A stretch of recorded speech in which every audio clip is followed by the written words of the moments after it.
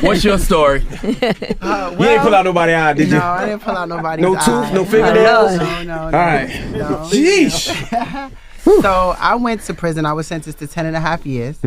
I had a company, Apogee Financial, and we did the proof of funds for people that were getting involved in trading platforms, trading commodities.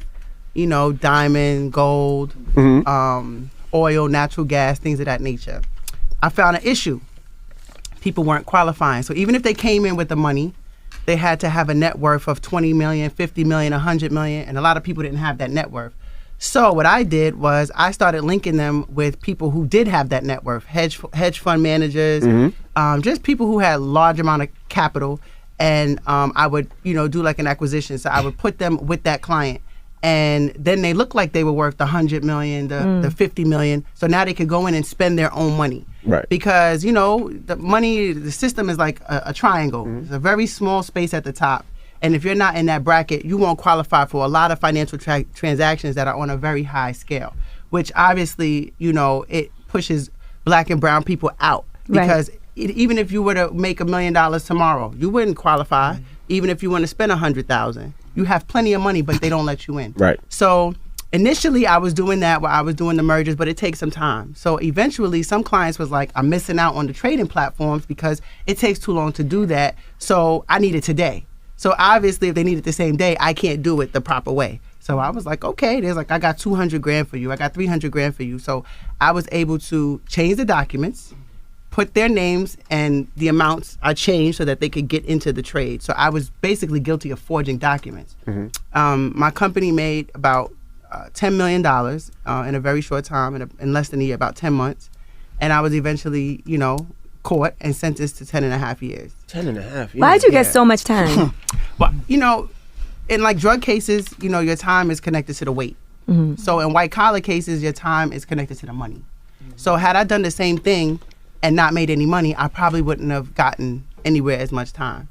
But what happened, I think really made them upset is when I first was approached by the feds, it was a civil case.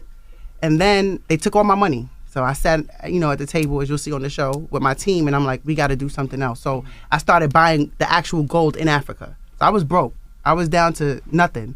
Sent my guys to Africa, in another 6 weeks, we were back in the millions again. Started buying gold. You buy a kilo of gold back then was 10, 11,000 from Sierra Leone, and I was flipping it right here in New York. So what's illegal about that? That wasn't illegal. Okay. But it made them mad because they took all my money and they wanted me to just be done. So now when they get mad. Yeah, they get upset. mad when you keep reinventing yourself and So rolling they out. must be mad at your shoulder. Yeah, I mean, they might. But the thing about wealth is that when you find a formula, you can apply it to anything. It doesn't really matter what you're buying, what you're selling, what you're doing, if it's a service or a product. As long as you know the formula, whether it's real estate, whatever it is, if you know it, you can do it. So they got upset because, I guess they wanted to destroy me. They wanted to feel like I was defeated because they took all that money. They seized like $6.5 million. And, You had $6.5 million now? I had $10 million. Oh, you was balling. And I was only 24, 25 at the time. And, my entire team was black. Sal, Weezy, we all went to federal prison. I got the most time, and then, they got time right under me. But I think they were more upset that when they seized those funds that I was able to find something else to do. But isn't that the goal though, to find something legitimate to do after you get caught doing something? Yeah, but that's the actual part of it. But the emotional part, the racist part, and the sexist part is that I'm a black female. I'm working with people on Wall Street.